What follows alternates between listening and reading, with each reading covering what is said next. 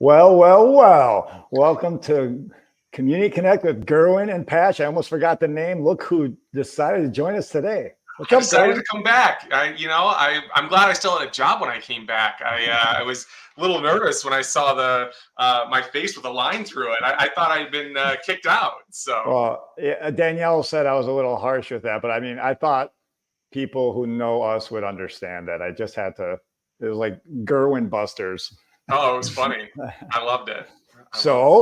Come on, everyone's waiting. Where were you? So Spencer and I took a moderately impromptu. We had ended up getting an opportunity to go to Thailand, and so we headed over to Thailand, and it was amazing. I can't say enough good things about that country. Just their culture and their acceptance of travelers. The cost of living over there. The food is incredible. It was an amazing experience. At one point, I had like 4 wild monkeys all over me. One of them was stealing stuff out of my pockets. So it was amazing. And if anybody wants to hear more, please reach out because I could talk for the entire podcast about it. So. Well, actually, I think you already did it. I was going to ask you if you can take what were you, 2 weeks, 10 days? It was 8 days in Thailand, but because it takes a day to get there and back, it was 10 days total. Okay. I was going to ask you, what's the highlight? Would you say the monkeys? I mean, you mentioned it, so would you call that your? No, that's really hard. There were so many cool things. We got to feed, pet, hug, and bathe with elephants, actually. Ooh. That was really cool. I've never been that close to elephants before, both baby and grown adult. And that was, if I probably had to pick one, that was just beyond exciting to be a part of. So awesome. Yeah. Well, definitely. Maybe we should have a show just on Thailand with you later. While you were gone, we did have a special guest host. Dave Selinsky did an excellent job. I learned quite a bit from him as well. And we appreciate you, Dave. Thank you. Thank you, Dave. And I was like a little, I don't want to say jealous, but I was like, why am I the only one staying in Rochester? So I ended up going to Vegas last minute, got an opportunity for a Medicarians conference. I'm sure that sounds very exciting to everybody, but awesome. It was Vegas. So I will not tell you any stories about Vegas. Because there's a saying. Exactly. You got it. So anyway, nice. Yeah, it was a great time. We learned quite a bit. How long were you out there for the conference? It was 4 days. Yeah. Yep. So in and out, took care of business, a lot of notes. We still have yet to debrief on it. But anyway, good times. But good to have some normalcy back. Welcome. And now, without further waiting, why don't you introduce our guest? I am thrilled to introduce Nora. Nora, and I'm going to try to pronounce her last name. I think it's Vasileva. She can tell me if that was incorrect. But Nora has traveled to over 70 countries throughout the world. She was actually born in Bulgaria, but grew up in Japan. She speaks 3 languages fluently and is currently working on a 4th, learning to speak Spanish. She has, through her travels, she started a blog called Nora the Explorer, which chronicled her travels across the world, and does a number of other things as well. As an incredible artist, dabbles in real estate and all sorts of things. So I am very excited to introduce Nora to our community. While we're on the stage, I'm going to take a shot because maybe the Greek guy might have a little glimpse into how to pronounce Vasileva. Maybe. Let's see who came closer. Let's see. Ready? All right, here comes Nora. Welcome to the stage. Hi, guys. Hey, Nora. I'm excited to be here. And actually, Greg won on the last name. Man. I thought with a little flair, I got a little advantage. No, I got that. So say it properly then. Vasileva. Okay. I was going to say, Jim, your track record with last names on this show is not good. Okay. Next subject. Thanks for joining us, Nora. Appreciate it. The first question I have for you is, not many people have been to 70 countries. That's incredible. What is your favorite country, and why is it your favorite country that you've been to? That's actually a really easy one, and it's Madagascar. And it's because about 95% of the plants and animals there don't exist anywhere else. So you land in that country and you're like, it feels like you're on a different planet with the different types of lemurs. And there's one national park, it's called Tsingy, and it looks like basically a forest. It's a petrified forest, and every single week there scientists find new species of plants and animals. So it's wild. That's so cool. When did you or have you been there multiple times, I guess? No, I've only been there once. It was actually in end of 2016, and they had a bubonic plague outbreak while I was there. So technically I was very lucky to steer clear of that. So definitely check online what the status is of the outbreaks if you plan on going. That's actually a good point. How do you prepare for going to these different? Because let me back up. I imagine a lot of our listeners, right, don't tend to travel to non-common countries. I'll call it, right. Like Madagascar, I would not call a common country to go to. So how do you prepare to go when you're traveling to go to these different areas? I think you can only prepare so much. I mean, in terms of any potential health risks, traveling with whatever medication that makes you feel comfortable, doing all the research on potential, vaccines that you need to have ahead of time. Some countries require, for example, yellow fever for entry. I believe at the time Madagascar was one of them. And having someone on the ground, whether it's like a local tour guide company to help you, I think in general, even in these countries where people might not be as familiar, you see that everyone is so friendly and helpful. And I've been in situations where, I've ended up in the hospital in Uganda, and it seems like it would be a really scary thing, but actually, everyone is so friendly and helpful. And there's really, I think all the anxiety is before the trip. And once you're there, you're like, I'm going to be okay. That's cool. Now, how did you learn that you had, there it is. Sorry about that. That is okay. A fire alarm. Oh, no. That's okay. We don't control these things, but as long as you're safe, do you have to evacuate? Yeah, no, I'm guessing it's from the work they're doing on the building, so it should hopefully stop any second. Sorry about that. I don't know if you want to mute me for a second and you guys talk. Okay, so maybe you can mind this. So anyway, no, seriously, I hope everything's okay. If you got to evacuate, go. It stopped. Okay. Sorry about that. No, it's okay. This is real life, folks. Yeah, the joys of a live show, right? Yep. I was just going to ask, at what age or how did you learn that you had this like obsession with traveling, or if you call that? So I think it was in college when I studied abroad for the first time in Italy. Prior to that, as Greg mentioned, I'm from Bulgaria, grew up in Japan, moved to the US. And so my parents had this travel bug too. But when they take my brother and I on trips, we would just always want to go home and call museums boring and just like hated the concept of travel. And then when I studied abroad in Italy, I realized there were, 20 euro Ryanair flights where you could explore all of Europe. And I started exploring, and my parents were like, where was this 10 years ago? So I think that really sparked it when I realized that, it's easy to do on a budget. It's fun. It's the best way to make new friends around the world. And yeah, that really kicks it off. Awesome. So that's part of what I want to dig into as well, because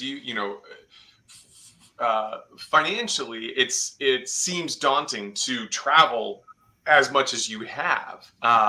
So how do you, when you say, on a budget and maybe frugal travel, how do you do that? Where do you find either flights or hotels, or how do you go through it so that you're able to experience as much as possible. Hmm. So that has really changed for me over the years. So from, I guess, the end of college and the 5 or so years after that, I just wanted to explore as much as possible. So my destination wasn't as important as the price to get there. So I would just pull up, the Google Flights map and put in my dates that I was available and just go wherever the cheapest flight could take me. And I went through different organizations. A lot of times I traveled alone, and there's a company called G Adventures and another company called Intrepid Travel, and they're great in organizing tours at all budgets. So they have, these fancy National Geographic tours where you're staying in luxury accommodations, and on the other end of the spectrum, they have it's basically, I think they call it shoestring travel. And I've traveled in tents and hostels, in public transport. And so, you do have to sacrifice some of the luxuries there, but it's, I was able to do it on, basically when I was in graduate school in Germany, just travel, on my savings throughout sub-Saharan Africa, where, maybe 3 months of travel would be what you'd spend back home in the US for a couple weeks. Wow. Wow. And So- you said sorry, real quick. No. You said G Adventure and Intrepid Travel were some of the ones you used. Yeah. Big And people like definitely me. just love my experiences there. And I'm still friends with some of the people I traveled with in those groups. Awesome. Yeah, let's make sure that we get those so we can share those in the description. So if folks want to, follow in your footsteps and find some ways to save some money. So my understanding is they used to do a blog. Is I that did. correct? Yeah. Tell us a little bit about how you even decided to do that, and maybe even perhaps why you don't do it anymore. Sure. Yeah. I started to do it because I'd always have friends ask me, like, where should I go? What should I pack? What's the cheapest way to travel? And what should I eat when I'm in whatever place? And so I started the blog, and I really enjoyed doing it. But I think I started to, when I was traveling, whatever destination I was, I'd be thinking about, what am I gonna write about on this trip? And it started to feel more like a chore or a job. And so I did it less and less. And at one point, I think, my grandma was like my sole reader. So at that point, I kind of phased it out. But it was really fun, and a great way to document my experience. You gotta love grandma support. Yeah, So, exactly. Yeah. All right. Greg, do you have anything else right there? I don't know if you mentioned the blog name, but I'll mention it again. Nora the Explorer was. I was a reader of it when it was out there. Well, I enjoyed it, and the pictures that you would post, I can visualize. Some of them were just always so like landscapes and just beautiful. You always found the best spots, right? Like some people just have a knack for that and visually, and you definitely do from a kind of an artistic standpoint. So it was really cool to see. Thank you. Now, did you do predominantly your travels solo, or were these with groups, or how did you prefer traveling? So a lot of them were solo, and I'll say I prefer to travel with friends, but at a certain point I thought, if I waited for somebody to travel with me, for our schedules to align, for, for us to get, PTO at the same time and to have our budgets align, I'd just be waiting forever. So I would just pull the trigger, book a flight. If someone happened to come with me, great. But I would just go alone. So I think something like 40 of the countries I visited were by myself. Any fear there? Did your family have fear for you? Oh, my family did. My family did. But, knock on wood, I never really experienced anything too scary myself. There were some kind of close calls. For example, when I traveled to Rio, I went on a local tour to one of the favelas, and it was a great experience just to see the art, to speak with some of the locals. But then at one point, two girls who had been on the tour prior to me came to our tour guide in tears, just really, distraught. And we found out that basically someone had asked them they thought they were being robbed. So someone had come up to them at gunpoint asking for their camera, and they thought they were being robbed. They hand over the camera, and the man basically asked them to delete photos that they've taken of him.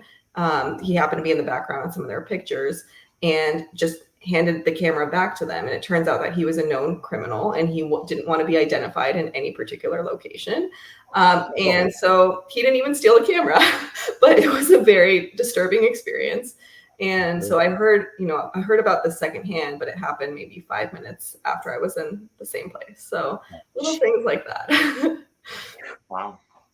Yeah. That's crazy. Do you have any other, I don't know how to segue from that. I'm glad you're okay. But any other techniques and as far as the budgetary side of things, because I think some people may chime into this episode more for that aspect. They're like thinking, so you gave a couple places they can go for group rates and stuff like that.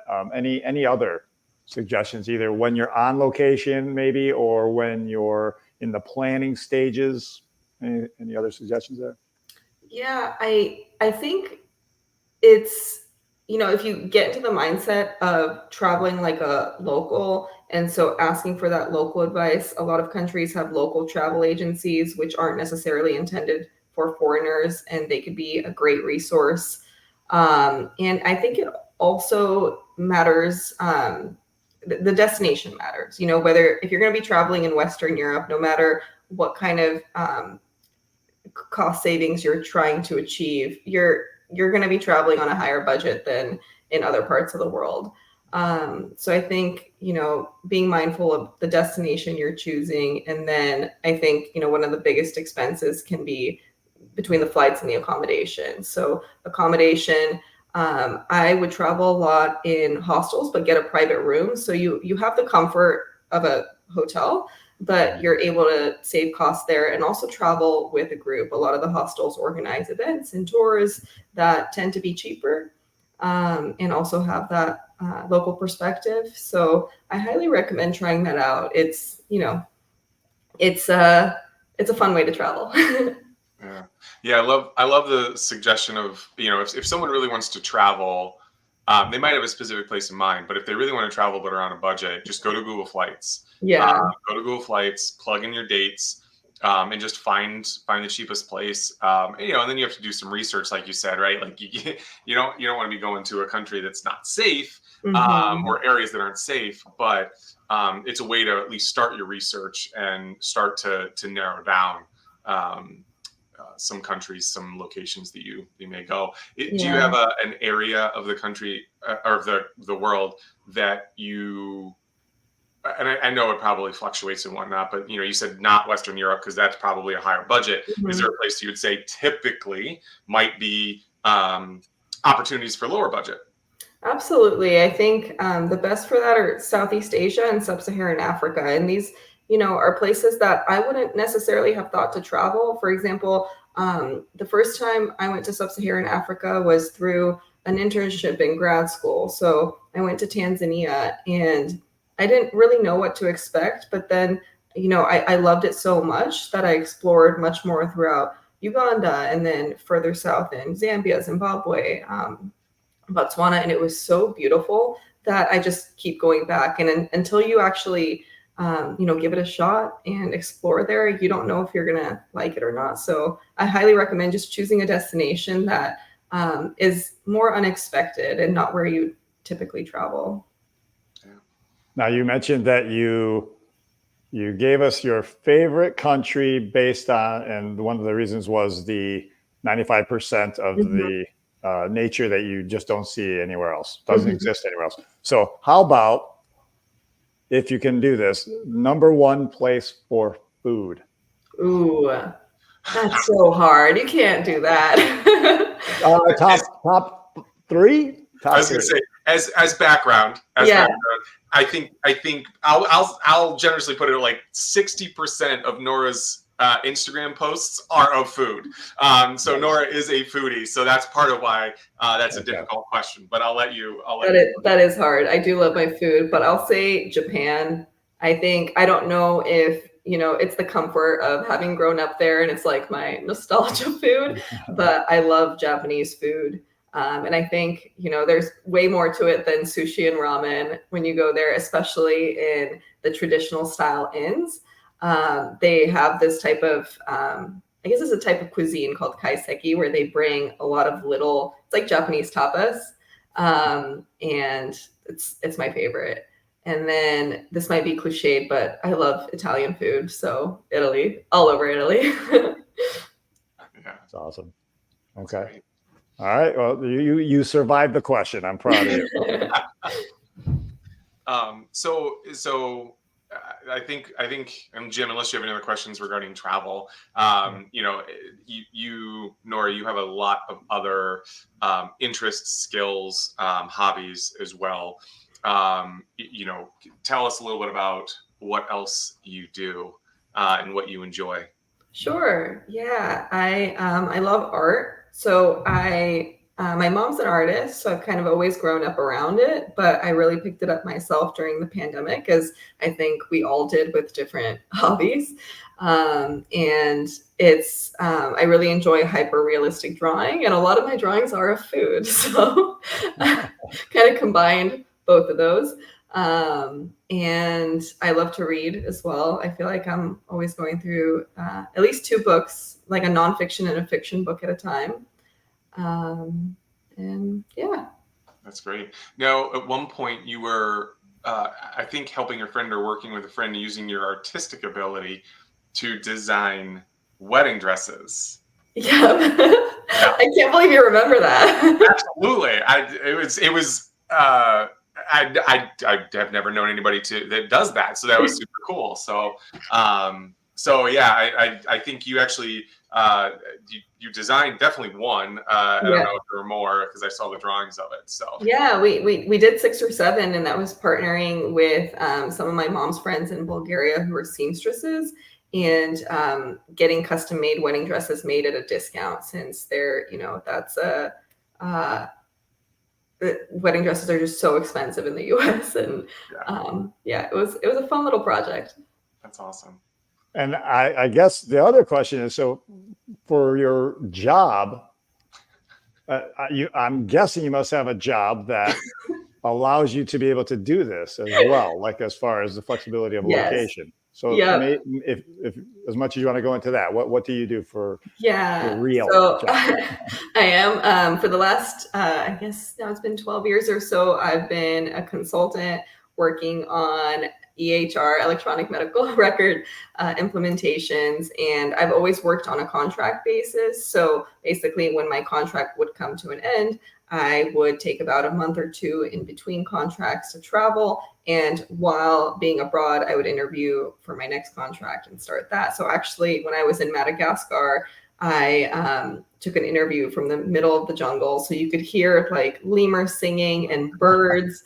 And it was, I think, at 3 a.m. because of the time difference. But I don't know if they believe me that I was in the middle of the jungle, but I did get the job. So I was going to say, did you get it? I did. Nice virtual background back there. Right. Exactly. Virtual sounds now too for backgrounds. Yeah, and I think that's another thing that really, restricts people. We don't all have the luxury of time. But I think even when, even for long weekends, you can explore so much throughout the Caribbean or, Mexico, Central America, while still staying in the same time zone. And depending on the time of year, those flights can be a little more reasonable. So, just trying to make the most of our free time. Yeah. That's awesome. All right. Well, Greg, do you have any other questions before we bust into the Connect 4 realm? Do you think No, I think that was a crash course. A lot of great information on how to travel and kind of for all budgets. Yeah. So I think that was great. And there's no way you're going to do justice to 70 countries experience, right, in a half hour. It's just never going to really do it justice. But I think you did a great job of highlighting a couple things. And anyone that's really curious, like, oh, I could never travel because blank, maybe some of those little tips you gave make it a little bit more possible now for someone. So thanks for sharing that. Absolutely. All right. So now get your seatbelt on. Here we go. Connect 4. All right. Let's see here. The first Connect 4 question is, what is your guilty pleasure TV show? See, unlike the food question, this one was so easy, and it's Love is Blind. I am really addicted. I also got my boyfriend addicted. He refused to watch it with me at first, and now we're hooked. So, what season are they on? Because I think we watched the first season, and I got suckered into it as well, similarly. But what season? So they just finished up season 6, so you have a lot to catch up on.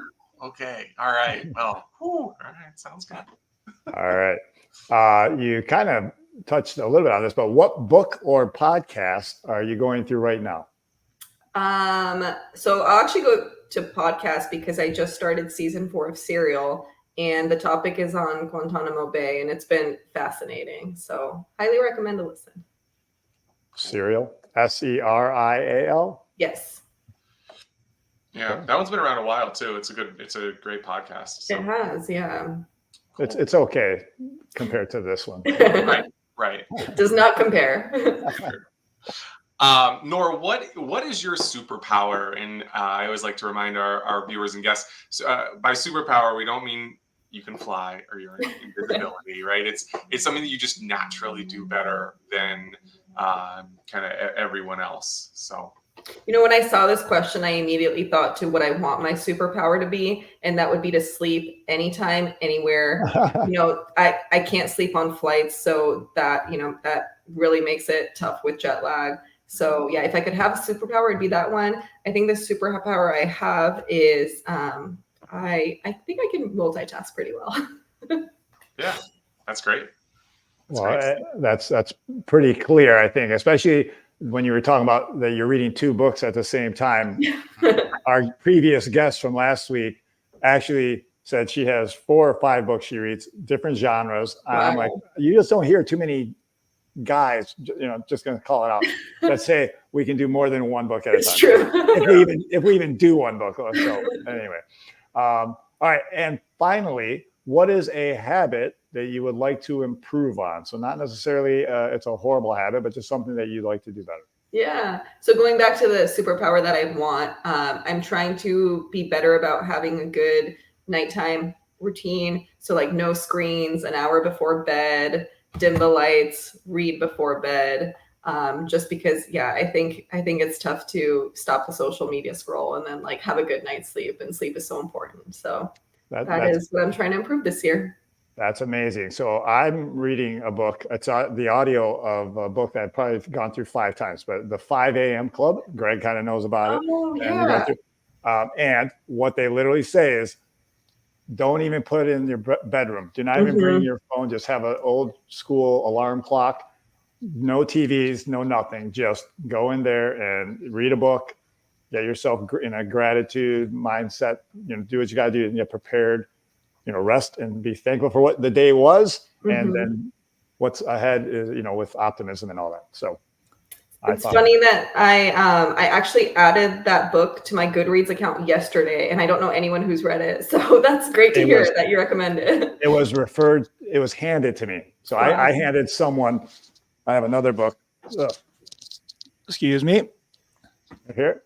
Start with Why, another good book. Sorry, this is not about me, but anyway, it just kind of came up in conversation. So I handed this to someone I just met, and then in return, they said, you got to try this 5 a.m. Club. I'm like, sure. And this is just how I think good stuff gets passed around. So amazing. Yeah, it is amazing. So you'll enjoy it. All right. Cool. So last thing is, Nora, if people want to follow you and see your art, or as you continue to travel, see pictures from that and whatnot, how do they get in touch with you? How do they follow you? What social accounts should they look for you on? Sure. Yeah. I think the easiest would be on Instagram. That's nora.vasileva, Vassileva. I'm also on Facebook with that name. Cool. And do you still post your art to Nora? I do. I have my art Instagram account. That's Nora V Art. Nice. And we will gladly put all this stuff in the description so that people can follow and check out all your stuff out. So we really appreciate you taking the time, Nora. Thanks for being a guest on the show. Thanks so much for having me. Yeah. Thanks, Nora. All right. With that, we're going to kick you out. So see ya. All right. Awesome. That was awesome. I've seen a lot of travel that Nora's done, through Instagram and whatnot. I always kind of wonder, like, how does she go to all these places, right? And the kind of frugal traveler mindset, or like how to find those places through Google Flights and the G Adventures and Intrepid Traveler. That's was really cool to learn. So I hope our community finds value in that, and maybe is able to take a trip that they maybe not otherwise thought they could. Absolutely. That's the goal here, is just to give information out, and maybe it inspires someone to make a little change in a different direction, that they now think, oh, I can do that. Yeah. Before they thought, oh, I can't, not me, that's for someone else. So anyway, we really appreciate having Nora on the show. And Gerwin, this is where you shine. What do we need everyone to do? If you can like, share, subscribe, send to people, wherever that button is, we would greatly appreciate it. As friends, family, and our community, it's a huge help to us. It's the highest respect that we can receive, and we greatly appreciate all of you, no matter what. So thank you for watching. Thank you for being here, and we look forward to seeing you next week. What he said.